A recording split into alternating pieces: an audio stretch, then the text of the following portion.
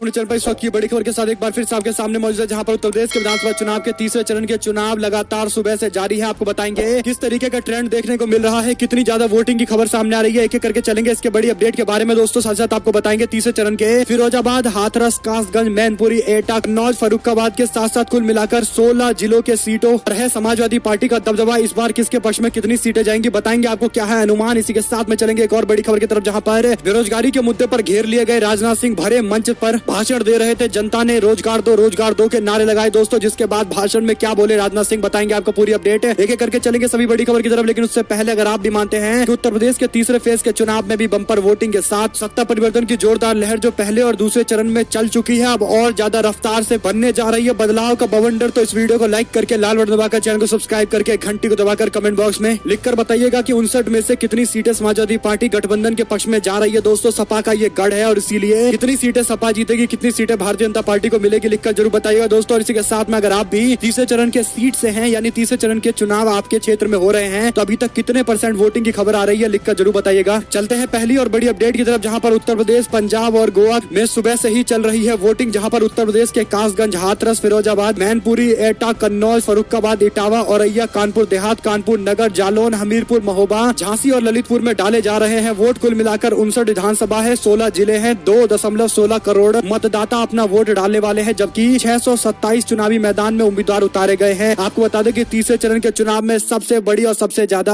Hot seat है अखिलेश यादव की मैनपुरी की करहल की सीट, जहां से एसपी सिंह बघेल चुनावी मैदान में उतरे हुए हैं भारतीय जनता पार्टी की तरफ से। वहीं पर योगी सरकार के मंत्री सतीश महाना कानपुर से चुनाव लड़ रहे हैं। नीलिमा कटियार कानपुर के कल्याणपुर सीट से चुनावी मैदान में है, जबकि राम नरेश अग्निहोत्री भोगांव से चुनाव लड़ रहे हैं। इसी के साथ में दोस्तों कांग्रेस पार्टी के दिग्गज नेता और पूर्व केंद्रीय मंत्री सलमान खुर्शीद की पत्नी भी चुनावी मैदान में उतरी हुई है, फर्रुखाबाद की सीट से चुनावी मैदान में उतरी हुई है, जबकि किदवई नगर सीट से कांग्रेस पार्टी के वरिष्ठ नेता जय कपूर चुनावी मैदान में उतरे हुए हैं। बसपा छोड़कर बीजेपी में शामिल होने वाले रामवीर उपाध्याय हाथरस की सादाबाद सीट से चुनावी मैदान में उतरे हुए हैं। कुल मिलाकर ये बड़ी जानकारी सामने आ रही है। चलते हैं एक और बड़ी खबर की तरफ, जहां पर आपको बताते चले कि उत्तर प्रदेश के विधानसभा चुनाव में सबसे बड़ा मुद्दा बेरोजगारी और महंगाई का है। बीजेपी के लोगों को ये बात समझ में आती नहीं है, लेकिन जनता ने समझाना शुरू कर दिया है। 2 चरण के चुनाव संपन्न हो चुके हैं, तीसरे चरण के चुनाव आज सुबह से ही लगातार वोट डाले जा रहे हैं। और ऐसे में दोस्तों तीसरे चरण के चुनाव को लेकर ये दावा है कि अखिलेश यादव की समाजवादी पार्टी को अच्छा खासा जन समर्थन मिल सकता है। आपको बता दें कि सपा का ये गढ़ है, तकरीबन 40% सीट ऐसी है जहां पर समाजवादी पार्टी से जुड़े हुए वोटर अत्यधिक है। लेकिन इसी के साथ में दोस्तों सत्ता विरोधी लहर के साथ साथ एंटी इनकम्बेंसी और तमाम तरीके के अन्य मुद्दों का वोट भी समाजवादी पार्टी को मिलेगा, तो ये आंकड़ा और ज्यादा बढ़ सकता है। आप लोग की क्या कुछ राय है, अपना एनालिसिस जरूर बताइएगा। चलते हैं एक और बड़ी खबर की तरफ, जहां पर उत्तर प्रदेश के विधानसभा चुनाव में भारतीय जनता पार्टी के नेताओं को जोरदार विरोध का सामना करना पड़ रहा है। आपको बता दें कि उत्तर प्रदेश के गोंडा जिला पहुंचे थे रक्षा मंत्री राजनाथ सिंह, जहां पर बीजेपी के प्रत्याशी के समर्थन में प्रचार प्रसार करने वाले थे। लेकिन जैसे ही मंच पर चढ़े, वैसे ही सामने से युवाओं ने नारे लगाने शुरू कर दिए कि सेना की भर्ती शुरू करो, सेना की भर्ती शुरू करो। मंच पर मौजूद सभी लोग चौंक गए। आपको बता दें कि बड़ी संख्या में बहुतायत में युवा मौजूद थे, जिन्होंने रक्षा मंत्री से कहा कि सेना की भर्ती कब आएगी, जोर जोर से नारे लगाने लगे, जिसके बाद कुछ देर तक इग्नोर करने की कोशिश कर रहे थे रक्षा मंत्री। लेकिन बाद में उनको समझ में आ गया कि जनता अब सवाल पूछ रही है कि बेरोजगारी का इतना प्रचंड आलम क्यों है। युवाओं के बढ़ते नाराजगी और लग रहे नारे के बीच रक्षा मंत्री ने कहा कि चिंता मत करो, होगी होगी, और विरोध करने वाले युवा अभी भी विरोध करते रहे। बाद में दोस्तों जैसे तैसे रक्षा मंत्री ने उन्हें मनाया है। कुल मिलाकर सवाल ये इतना गंभीर है कि रक्षा मंत्री को भी अब बेरोजगारी के मुद्दे पर जनता घेर रही है। खुले मंच से जवाब तलब कर रही है कि इतनी साल तक सरकार चलाने वाले आप लोगों ने रोजगार क्यों नहीं दिया, और जनता के बीच में आकर किस मुंह से वोट मांग रहे हो। आप लोग की दोस्तों क्या कुछ राय रहेगी, लिखकर जरूर बताइए, क्योंकि ये बेरोजगारी का मुद्दा है। पूर्वी उत्तर प्रदेश के अंदर तो और प्रचंड रूप से जनता इसको सामने लेकर आने वाली है। चलते हैं एक और बड़ी अपडेट की तरफ, जहां पर स्ट्रॉन्ग रूम तक ईवीएम पहुंचाने के लिए पीछे पीछे जाए हमारे कार्यकर्ता। अखिलेश यादव ने सपा के कार्यकर्ताओं को बड़ा निर्देश जारी किया है। आपको बता दें कि एक चिट्ठी जारी की गई है, जिसमें समाजवादी पार्टी ने मतदान के दिन मतदान समाप्त हो जाने के बाद मतदान केंद्र पर तैनात पोलिंग एजेंट को पीठासीन अधिकारी से फॉर्म 17G की प्रमाणित प्रति प्राप्त कर लेने के लिए कहा है, जिसमें दोस्तों पूरा डिटेल रहता है कि बूथ संख्या कितनी है, कुल मतदान कितने पड़े हैं, कितने बचे हुए वोट हैं, ये सारी डिटेल इकट्ठा कर ली जाती है। समाजवादी पार्टी ने अपने कार्यकर्ताओं से कहा है कि स्ट्रॉन्ग रूम में प्रत्याशी या निर्वाचन अभिकर्ता को अपने सामने पोल्ड ईवीएम मशीन को रखवाना है तथा स्ट्रॉन्ग रूम सील कराना है। स्ट्रॉन्ग रूम परिसर के मुख्य द्वार पर दिन रात 24 घंटे स्ट्रॉन्ग रूम की रखवाली करनी है। कार्यकर्ताओं की टीम बनाकर जिला निर्वाचन अधिकारी से अनुमति प्राप्त करके मतगणना दिवस यानी 10 मार्च 2022 तक स्ट्रांग रूम की लगातार रखवाली की जानी है। समाजवादी पार्टी ने प्रशासन पर सवाल उठाते हुए कहा कि दूसरे चरण में मतदान में पीठासीन अधिकारियों के द्वारा पोलिंग एजेंट को फॉर्म 17G नहीं देने की बड़ी संख्या में शिकायतें सामने आई है, जो निष्पक्ष चुनाव पर कई सारे सवाल खड़े करता है। और समाजवादी पार्टी ने अपने पार्टी के कार्यकर्ताओं को इस पूरे मामले पर अतिरिक्त सचेत रहने के लिए कहा है। एक और जानकारी है जहां पर मैनपुरी के अंदर हार रही बीजेपी ने बांटना शुरू कर दिया शराब। समाजवादी पार्टी ने यह आरोप लगाया है। सपा की तरफ से ट्वीट करते हुए एक वीडियो जारी किया गया। इस वीडियो में दोस्तों शराब की बोतल रोड पर फेंकी दिखाई दे रही है। आपको बता दें कि मैनपुरी में हार से हताश भाजपा बांट रही है शराब, वोटों के लिए हो रहा है शराब का सौदा। भोगांव विधानसभा क्षेत्र के गाँव मलिकपुर में बीजेपी के मंडल अध्यक्ष के द्वारा ग्रामीणों में अवैध शराब का वितरण, पुलिस प्रशासन बना मूक दर्शक, संज्ञान ले इलेक्शन कमीशन ऑफ इंडिया, हो दोषियों पर कठोरात्मक कार्रवाई। आपको बता दें कि उत्तर प्रदेश के चीफ इलेक्शन कमिश्नर से भी इस पूरे मामले को लेकर जल्द कार्रवाई करने की बात कही गई है। समाजवादी पार्टी ने वीडियो जारी किया है। चलते हैं एक और बड़ी अपडेट की तरफ जहां पर केजरीवाल के समर्थन में आए राकेश टिकैत बोले, कहा कुमार विश्वास को राज्यसभा नहीं मिली तो इस तरीके के आरोप लगा रहे हैं। ANI से बातचीत करते हुए जब एक पत्रकार ने उनसे सवाल पूछा कि कुमार विश्वास ने अरविंद केजरीवाल पर खालिस्तान का प्रधानमंत्री बनने का आरोप लगाया है, इस पर आपकी क्या कुछ राय है, तो उन्होंने जवाब देते हुए कहा कि वो आंदोलनकारी तो है लेकिन इस तरीके के नहीं लगते। और कुमार ने जो कहा है वह तो खुद उनकी पार्टी में थे। इनमें तो राज्यसभा के ऊपर कुछ विवाद हुआ था, इन्हें राज्यसभा मिल जाती तो सब कुछ बढ़िया हो जाता, राज्यसभा नहीं मिली तो फिर आरोप लगा दिया। उन्होंने कहा कि कुमार विश्वास ने कुछ कहा है, मुझे ऐसा बिल्कुल नहीं लगता है। अरविंद केजरीवाल और कुमार विश्वास के बीच में जो विवाद देखने को मिल रहा है उस पर तरह तरह की प्रतिक्रियाएं सामने आ रही है। एक और बड़ी अपडेट की माने तो लखीमपुर खीरी में अखिलेश यादव का बयान, कहा किसानों पर गाड़ी चढ़ाने वाले जलियांवाला बाग कांड को याद दिलाते हुए उन्होंने कहा कि जनता इस बार इनकी जमानत जब्त करेगी। समाजवादी पार्टी के राष्ट्रीय अध्यक्ष अखिलेश यादव ने शनिवार को लखीमपुर खीरी में जनसभा को संबोधित किया है। मुख्यमंत्री योगी आदित्यनाथ के गर्मी शांत कर देने वाले बयान पर पलटवार करते हुए फिर अखिलेश यादव ने कहा कि पहले चरण के चुनाव में बीजेपी के कार्यकर्ता ठंडे पड़ गए हैं, दूसरे चरण के चुनाव में शून्य पड़ गए हैं और अब तीसरे चरण के चुनाव के बाद जब वोट पड़ेगा तो शून्य हो जाएंगे। साथ ही उन्होंने कहा कि गर्मी निकालने वालों की जनता इस बार भाप निकाल देगी। पहले चरण के मतदान में भारतीय जनता पार्टी के नेताओं की स्थिति काफी ज्यादा खराब है। उनको भी समझ में आ चुका है कि उनकी स्थिति काफी भयंकर स्थिति है, यानी चुनाव में उनके खिलाफ जमकर वोट पड़ा है और समाजवादी पार्टी विपक्ष के समर्थन में जोरदार वोटिंग हुई है। वहीं पर दोस्तों सीएम योगी आदित्यनाथ पर अखिलेश यादव का काका तंज, कहा अब बाबा भी जाएंगे, भाप निकाल देगी जनता, किसान और नौजवान। आपको बता दें कि काका तंज उन्होंने इसलिए कसा है क्योंकि काले कानून बीजेपी सरकार को वापस लेने पड़े थे। उन्होंने कहा कि काका का मतलब होता है काला कानून, बीजेपी को काका को वापस लेना पड़ा तो अब बाबा भी वापस जाएंगे। ये पूरी तरीके से तय हो गया है, किसान और नौजवान खड़ा हो चुका है। इसी के साथ में दोस्तों हमें वोट नहीं देनी है तो कांग्रेस पार्टी को वोट डाल दीजिए, आम आदमी पार्टी को वोट मत डालिएगा। पंजाब बीजेपी के अध्यक्ष अश्वनी शर्मा का ये बयान सोशल मीडिया पर सुर्खियां बटोर रहा है। यानी पंजाब के अंदर आज सुबह से ही वोटिंग जारी है और इस बीच अश्वनी शर्मा की जो टिप्पणी सामने आई है उसके बाद देखते हैं जनता किस तरीके से रिस्पॉन्स करती है। हालांकि जब उनसे सवाल पूछा गया कि उन्होंने ऐसी बात क्यों कही कि कांग्रेस पार्टी को वोट दे दीजिए, बीजेपी को वोट नहीं दीजिएगा तो कोई बात नहीं लेकिन आम आदमी पार्टी को वोट मत दीजिएगा, तो इस पर बीजेपी के अध्यक्ष ने कहा कि उन्होंने ऐसा कुछ नहीं कहा, इसको गलत तरीके से पेश किया जा रहा है। लेकिन साफ तौर पर वीडियो में सुना जा सकता है कि ये बातें कहीं जा रही हैं। वहीं पर दोस्तों एक और जानकारी है जहां पर अर्धसैनिक बलों की निगरानी में ईवीएम पर पहरा दे रहे हैं विपक्षी पार्टी के नेता। उत्तर प्रदेश के विधानसभा चुनाव को लेकर एक और बड़ी अपडेट है जहां पर सहारनपुर के अंदर विपक्षी नेताओं ने सड़कों पर अपना तंबू लगा दिया है और स्ट्रांग रूम के बाहर पार्टी के कार्यकर्ता बारी बारी से पहरा दे रहे हैं। उनका आरोप है कि पहले भी धांधली हो चुकी है, इसलिए हम यहाँ पर आकर पहरा दे रहे हैं। सहारनपुर के 7 विधानसभा सीटों के मतगणना को अभी कई दिन बाकी है, यानी 10 मार्च को मतगणना होने वाली है, लेकिन उससे पहले समाजवादी पार्टी और अन्य विपक्षी दल किसी तरह की कोई कोताही नहीं बरतना चाहते हैं। वहीं पर लखनऊ के के डिग्री कॉलेज में सरकारी कर्मचारियों की लाइन बड़ी बड़ी देखने को मिली। पोस्टल बैलेट से वोट डालने को लेकर कई घंटे तक इंतजार करते दिखाई दिए कर्मचारी, जिसके बाद दोस्तों ओपीएस यानी पुरानी पेंशन व्यवस्था पर कई सारे टीकाकार यानी राजनीतिक टीकाकार ये मानते हैं कि इस बार के चुनाव में जाति और धर्म से ऊपर उठकर ओपीएस यानी पुरानी पेंशन की मांग कर रहे कर्मचारी समाजवादी पार्टी का समर्थन कर सकते हैं, क्योंकि सपा ने अपनी नीति स्पष्ट करते हुए फिर से पुरानी पेंशन की व्यवस्था लागू करने की बात कही है। कई सारे लोगों ने अपनी आप बीती सुनाते हुए कहा कि मेरी नौकरी 2005 में लगी थी, इस वजह से मैं पुरानी पेंशन का हकदार नहीं रहा। फिर मैंने नई पेंशन को लेकर रिसर्च किया, इसमें कई तरीके की खामियां हैं। शुरुआत में मैंने कर्मचारियों से इस बारे में बात शुरू की, लेकिन लोगों ने इसको तवज्जो नहीं दी। लेकिन जैसे ही लोगों को ये जानकारी मिली, लोगों को ये समझ में आने लगा कि किस तरीके से उनको बेवकूफ बनाया जा रहा है। उसके बाद अब जोरदार तरीके से किसान और नौजवान के साथ साथ कर्मचारियों ने भी विरोध करना शुरू कर दिया है, जो एक अच्छे संकेत है। जाति और धर्म से ऊपर उठकर कर्मचारी अपना पक्ष सामने रख रहे हैं और उनके पक्ष में बोलने वाले लोगों का समर्थन भी कर रहे हैं। इस बीच पंजाब में जब बीजेपी प्रदेश अध्यक्ष ने कांग्रेस के लिए मांगा वोट, वायरल हो रहा है दोस्तों वीडियो। और इस पूरे वीडियो पर अरविंद केजरीवाल की पार्टी आम आदमी पार्टी ने भी दोनों पार्टी को एक ही थाली का चट्टा बट्टा बताया है। साथ साथ आपको बता दें कि महिला सशक्तिकरण और अन्याय व असमानता के खिलाफ लड़ रही नारी शक्ति के सम्मान में उत्तर प्रदेश कांग्रेस 21 फरवरी को प्रदेश भर के अंदर विधानसभाओं में शक्ति यात्रा, 8 मार्च को लखनऊ में 1 लाख महिलाओं के मार्च का आयोजन करने वाली है। कांग्रेस पार्टी के प्रवक्ता संजय सिंह ने बताया कि कांग्रेस की राष्ट्रीय महासचिव प्रियंका गांधी के दिशा निर्देश अनुसार कांग्रेस कमेटी ने लड़की हूँ लड़ सकती हूँ कार्यक्रम के तहत अभियान में महिलाओं की सशक्त भागीदारी सुनिश्चित करने के लिए अभियान को मजबूती देने के लिए 21 फरवरी को 11:30 बजे उत्तर प्रदेश के सभी 403 विधानसभा क्षेत्रों में शक्ति यात्रा निकालना और आयोजन करने का फैसला लिया है। एक और बड़ी जानकारी है जहां पर केंद्रीय मंत्री नारायण राणे पर शिवसेना के नेता संजय राउत ने जोरदार पलटवार किया है। दोस्तों, महाराष्ट्र की राजनीति में बीजेपी और शिवसेना के बीच में आरोप प्रत्यारोप का दौर लगातार जारी है। बार बार पलटवार तेज होते जा रहे हैं। केंद्रीय मंत्री और बीजेपी के नेता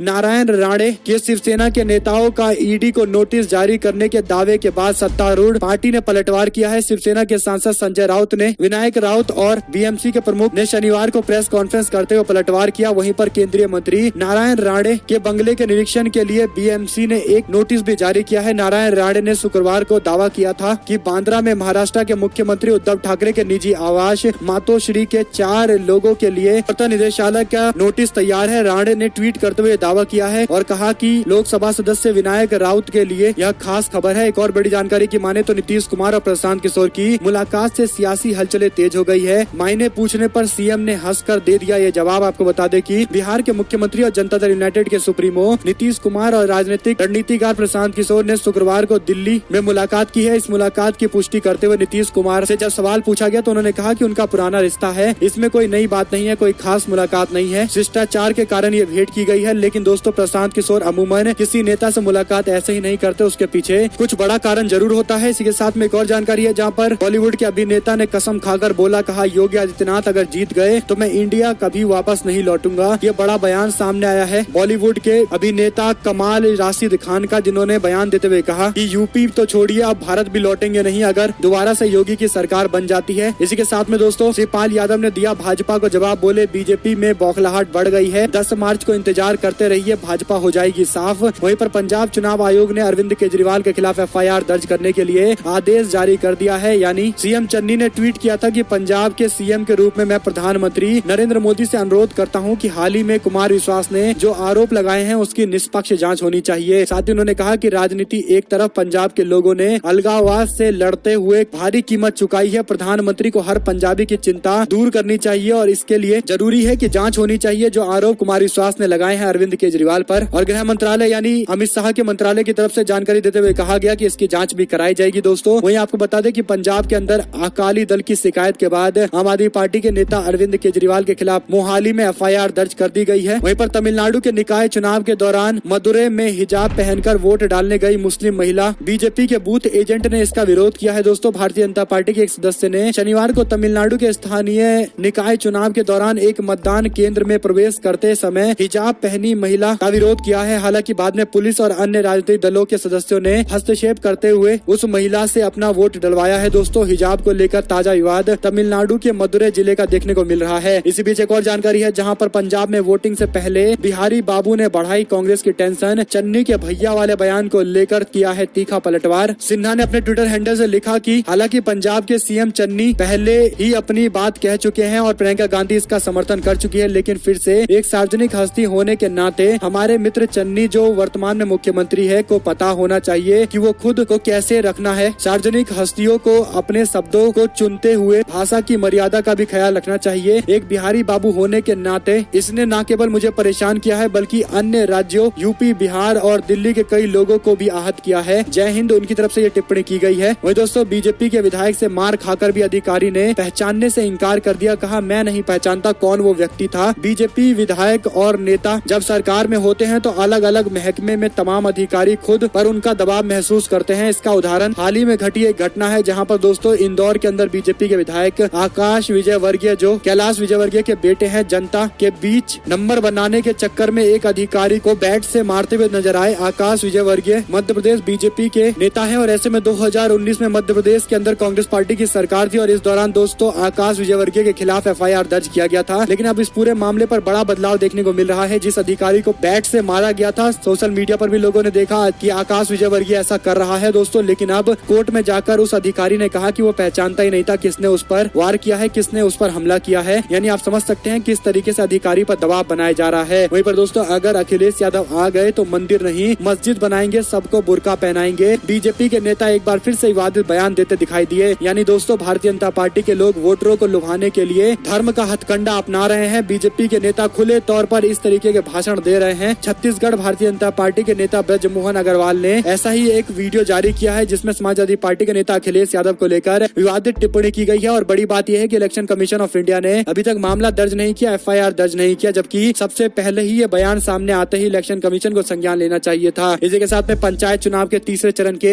171 जिला परिषद सीटों के लिए आज वोटिंग हो रही है दोस्तों। अधिकारियों ने भी इसकी जानकारी दे दी है। चलते हैं एक और बड़ी खबर की तरफ, जहां पर बाबा मुख्यमंत्री झांसी में सो रहे थे। सीएम योगी आदित्यनाथ पर हमला बोलते हुए अखिलेश यादव ने तंज कसा। आपको बता दें कि उत्तर प्रदेश के चुनाव के तीसरे चरण पूरा होते होते अब एक बार फिर से जुबानी जंग और तेज हो गई है। एक जनसभा में सीएम योगी आदित्यनाथ ने सपा पर हमला बोलते हुए कहा कि यूपी के विकास के लिए इनके पास कोई योजना नहीं है। योगी आदित्यनाथ ने सपा के अध्यक्ष अखिलेश यादव पर तंज कसा था, जिसके बाद दोस्तों सपा के प्रमुख अखिलेश यादव ने ये पलटवार करते हुए कहा कि गर्मी निकालने की बात करने वाले पहले चरण की वोटिंग के बाद ठंडे पड़ गए हैं। कानून व्यवस्था की बात करने वालों के राज्य में ही महिलाओं पर सबसे ज्यादा अत्याचार हो रहा है। अखिलेश यादव ने योगी आदित्यनाथ पर हमला बोलते हुए कहा कि जालौन में भी 2 दिन पहले बच्ची लापता हो गई। बाबा झांसी में सो रहे थे। सबसे ज्यादा अपराध यूपी में महिलाओं के खिलाफ होता है। महिलाओं की सुरक्षा सबसे बड़ा चिंता का विषय है। वहीं पर अयोध्या में आमने सामने आ गए एसपी और बीजेपी के प्रत्याशी के काफिले। गाड़ी में तोड़फोड़, कुछ लोग चोटिल भी हो गए हैं दोस्तों। उत्तर प्रदेश विधानसभा चुनाव के तीसरे चरण के लिए वोटिंग से 36 घंटे पहले बीजेपी और सपा के उम्मीदवार आमने सामने आ गए, जिसके बाद हवा में फायरिंग भी हुई है, जमकर तोड़फोड़ हो गई। मामला अयोध्या के गोसाईगंज विधानसभा क्षेत्र का है, जहां पर सपा के प्रत्याशी अभय सिंह और भारतीय जनता पार्टी की प्रत्याशी आरती तिवारी के समर्थक एक दूसरे के आमने सामने आ गए, जिसके बाद दोस्तों फायरिंग, तोड़फोड़ इस तरीके की जानकारी आई है। वहीं पर कांग्रेस पार्टी नेता ने गधे के साथ मनाया सीएम का जन्मदिन। पुलिस ने गधा चोरी में गिरफ्तार किया है। तेलंगाना कांग्रेस ने कहा कि राज्य में पार्टी की छात्र इकाई के प्रमुख वेंकट बालमूर को गिरफ्तार कर लिया गया है। तेलंगाना के मुख्यमंत्री चंद्रशेखर राव के जन्मदिन के दिन गधे के साथ प्रदर्शन किया गया था, जिसके बाद गधा चोरी का आरोप लगाते हुए गिरफ्तार कर लिया गया है दोस्तों। यानी आप समझ सकते हैं सरकारी मशीनरी का इस्तेमाल करके लोकतंत्र का किस तरीके से गला घोटा जा रहा है। वहीं पर वरुण गांधी के तंज से तंग योगी आदित्यनाथ, यानी प्रदेश के अंदर जगह जगह घूमकर वरुण गांधी जिस तरीके से बीजेपी के खिलाफ मोर्चा खोल रहे हैं, उसके बाद ये बात तय है कि वरुण गांधी बीजेपी के लिए काफी नुकसान करने जा रहे हैं। वहीं पर तमिलनाडु में 11 साल के बाद निकाय के चुनाव होंगे। डीएमके ने किया सभी निगमों पर जीत का दावा। शहरी स्थानीय निकाय चुनाव के तहत 21 निगमों, 138 नगर पालिका और 490 नगर पंचायतों में 12,607 पदों पर वोटिंग की जा रही है। इस दौरान तमिलनाडु के मुख्यमंत्री एमके स्टालिन और उनके बेटे विधायक उदय निधि स्टालिन ने चेन्नई में एक मतदान केंद्र में जाकर अपना वोट डाला है और राज्य के अंदर चुनाव में बम्पर जीत का दावा भी ठोका है दोस्तों। इसी के साथ में पंजाब के सीएम चन्नी और कांग्रेस पार्टी के प्रत्याशी के खिलाफ शिकायत दर्ज कर दी गई है। साथ ही साथ आपको बताते चले कि आम आदमी पार्टी के विधायकों को लेकर FIR का आदेश जारी। पंजाब निर्वाचन आयोग ने विधायकों पर कार्रवाई की बात कही है। साथ ही साथ कुमार विश्वास के दावे को लेकर जो केंद्र सरकार वापस से जांच कराने की बात कर रही है, ये कहीं न कहीं इस बात को जन्म देता है, इस सवाल को जन्म देता है कि चुनाव से चंद दिन पहले क्या ये थ्योरियां रची जा रही है दोस्तों। वहीं आपको बताते चले कि कांग्रेस पार्टी को नुकसान संभव है पंजाब के अंदर और गोवा में आम आदमी पार्टी को शहरों में थोड़ा सा समर्थन मिलता भी दिखाई दे रहा है। ऐसे में दोस्तों पंजाब गोवा को लेकर भी कुछ ऐसा माना जा रहा है कि आम आदमी पार्टी के लिए परसेप्शन के वॉर में बढ़त है, जबकि कांग्रेस पार्टी को ग्रामीण क्षेत्रों के अंदर समर्थन मिल सकता है। हालांकि कितना मिलेगा इसको लेकर अभी स्पष्ट तौर पर नहीं कहा जा सकता, इसका एनालिसिस तो कल ही मिलेगा दोस्तों। वहीं आपको बता दें कि ABG ग्रुप के द्वारा किए गए इतने बड़े भ्रष्टाचार के मामले को लेकर ना तो मोदी ना उनके फाइनेंस मिनिस्टर ने कोई बयान दिया। लोग इस पर सवाल खड़ा कर रहे थे, तो अब इस पूरे मामले पर केंद्रीय मंत्री पीयूष गोयल ने बयान देते हुए कहा कि ABG शिपयार्ड को कांग्रेस पार्टी की मनमोहन सरकार के दौरान कर्ज दिया गया था। यानी आप समझ सकते हैं दोस्तों कि पहले जवाब नहीं दे रहे थे बीजेपी के लोग, लेकिन जनता ने जब दबाव बनाया तो जवाब देते हुए क्या कह रहे हैं, फिर वही रोना रो रहे हैं कि पुरानी सरकार ने ऐसा किया। इस पर आप लोग की क्या कुछ राय है, लिखकर जरूर बताइएगा। आप लोग देख रहे थे आपका अपना चैनल जय हिंद, जय भारत, वंदे मातरम।